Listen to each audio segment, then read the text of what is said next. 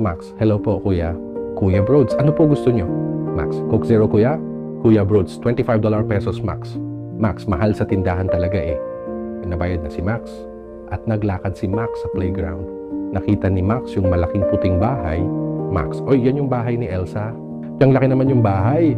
Jessica, bahay ng mami ko to. Max, sino ka? Jessica, si Jessica pinakamayaman ako sa ngayon nito. Max, maganda kasi yung bahay mo po. Jessica, pumunta ka sa loob ng bahay ko. Max, sige Jessica. Si Jessica at Max pumunta sa loob. Max, wow, sobrang mas maganda sa loob. At nasan yung room mo? Jessica, halika sa room tayo. Si Max at Jessica pumunta sa room ni Jessica. Jessica, ito ang kwarto ko. Max, masarap din maglatag sa puting bed mo. Max, sana all merong maraming pera ako. Si Max nagbuntong hininga. Jessica, gusto mo ng pera?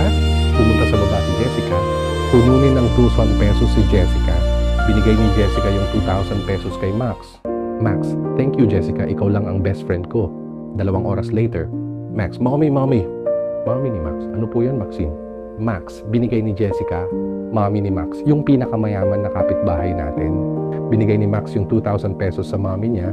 Max, sarap naman yung Christmas natin, mommy. Ang katapusan.